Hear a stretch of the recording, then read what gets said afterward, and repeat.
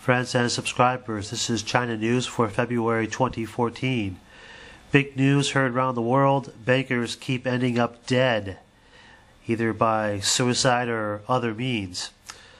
The latest being a 30-something-year-old banker jumping off the roof of a J.P. Morgan investment bank offices, and this should come as no surprise. In fact, here in Asia, it's kind of old hat because last year we had several bankers, hedge fund managers, and other investment-related professionals ending up taking their own lives based on shoddy practices in business, hiding debt, grafts, and other types of illegal activity.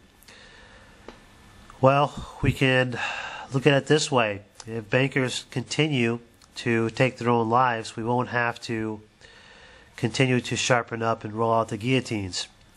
They'll do the dirty work for us. But that day is fast approaching, my friends, where the guillotines will be rolled out and the cleanup of the mess that is the world financial crisis and the ongoing global depression will be resolved through either violent or non-violent means. This story comes as no surprise. China among the riskiest places to do business. Prospects of bribery rises amid tighter focus by overseas regulators and economic slowdown in China. 25% of those surveyed said that they would avoid doing business in China because it is risky.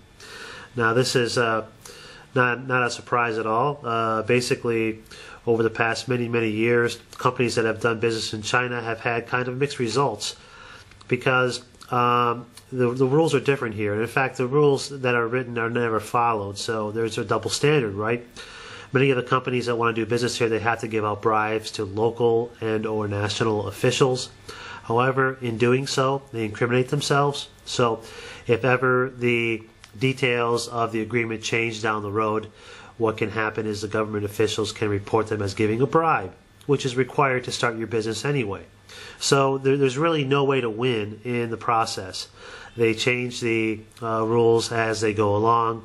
The bribe amounts fluctuate depending on whatever they feel like charging for foreign businesses. In that sense, it's like the mafia, only it's legalized here. And so with labor costs going up and the slowdown in China, not exactly the #1 place anymore for a company to come and do business in, unless they have some guarantees, which they never really do, based on Chinese culture. Huge news in the south of China as police and the government raid prostitution networks in Dongguan, which is an industrial city just outside of Shenzhen and in between Shenzhen and Guangzhou. Now, the government figures are this: 20 million, the estimated number of prostitutes in China. I think that figure is actually low. 12, the number of entertainment venues closed down by police in Dongguan raid this month. 162, the number of operators of sexual services who were arrested in the raid, most recent raid. 400 to 1,500 yuan, the cost of prostitutes based on their looks and attributes in Dongguan. I think these numbers are soft compared to what one will see traveling around China. Like I've said many times before, the black market in China accounts for anywhere between 10 and 20% of total GDP.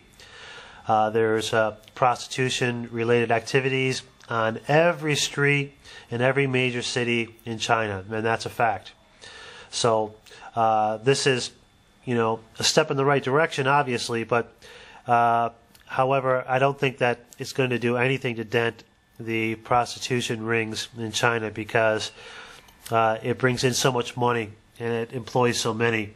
There's a picture there of the ladies that were arrested and brought out to be showed off for the media, and this type of grandstanding and this type of propaganda and press is kind of hypocritical because as soon as they do these types of raids, within a month or two, the same establishments are open again.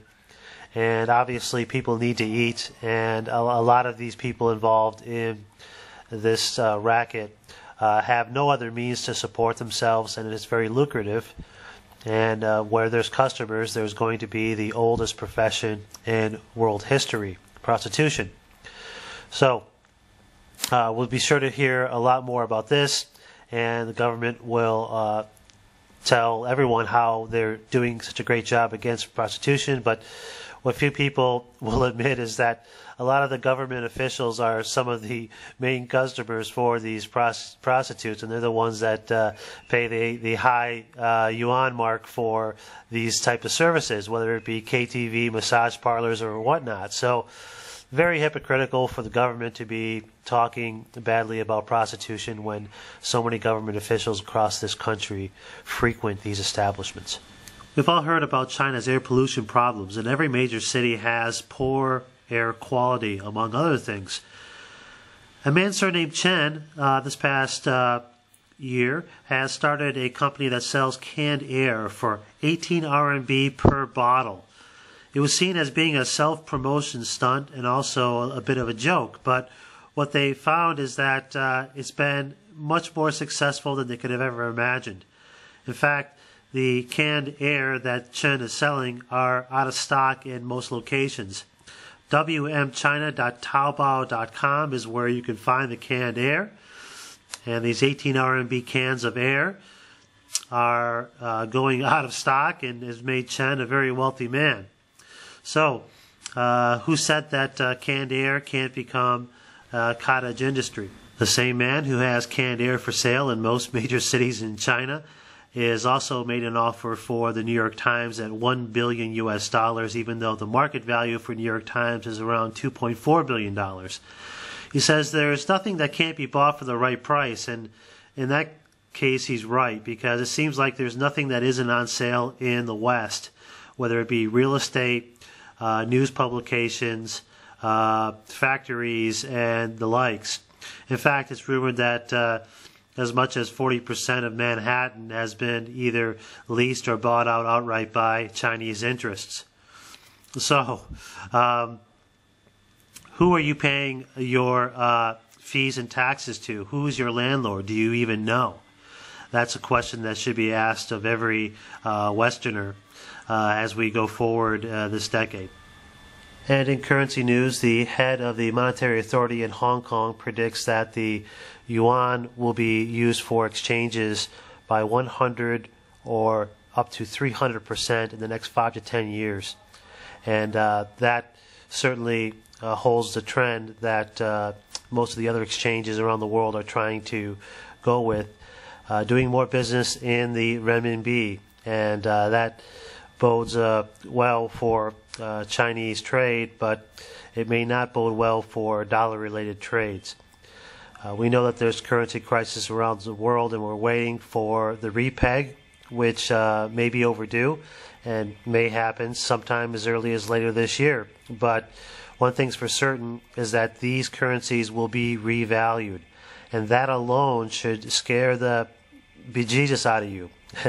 If you're holding currency primarily as a means for savings, you should consider doing something else with your earnings, because once the currencies are repegged, it's going to be too late for you to have a plan B. So understand that everything is being devalued to the point where when they do the repeg, you're going to lose maybe 20 to 30% of your earnings. And that is a fact. That's not even to mention pensions and bail-ins. So consider that. Consider, the arbitrage and get out of currency as a savings vehicle. The cartoon of February is this. That's a sketch of Prime Minister Abe from Japan, and he's on a sinking ship infested with flies and sharks in the water, and he's holding a big pile of currency, Japanese yen. A lot of Chinese have a distaste for Japanese, and they certainly do not like Mr. Abe. And the money printing in Japan continues non-stop. as it does in many parts of the world. Japan's economy is still suffering, and the Fukushima cleanup is not going as well as they had planned. So look for Japan to be on the forefront of the currency market and the bond defaults. Remember, 2014 is the official year that the Fed loses control of the bond market. Alibaba, Alipay, says it's the world's largest mobile payment provider. The transactions here in yuan are listed. They predict that by 2017 it's going to go all the way up to 11.94 trillion yuan in value. That's big money. And you have the likes of Buffett and many other famous investors calling Alibaba a good play. That just should remind us all that we should stay away from it, right? When the herd jumps into something, you should already be out of it, and vice versa. So Alibaba, a huge bubble Ponzi scheme.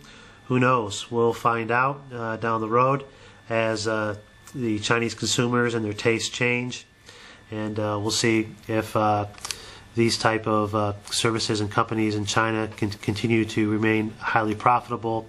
There are some couriers carrying packages that they ship out from the likes of Alibaba or Taobao or JD.com. These are all very popular online sourcers of products that people can buy using either mobile payment like Alipay, or to pay with their UnionPay credit cards from their Chinese bank, or of course pay with cash on delivery, which is very, very popular in Asia. It's no longer so popular in the West, but a lot of people pay in cash when they receive the goods, and pay a very small fee for delivery, if no fee at all. So now the rhetoric regarding the economy out of the central party in China is slower growth may be better to balance the economy. Here's a photo of a panda with a fever, ice pack on his head, saying that it's actually healthy for us to have a slower growth in 2014 compared to previous years. Well, that's an unfortunate consequence of a bubble economy. But tell that to this gentleman here who's looking for a job and cannot find it. Will work for food. That's the cry for the peasants in China, and will be the cry around the world if we allow the same people that are running things to continue to run things into the ground, i.e. bankers, crooked politicians, and the likes.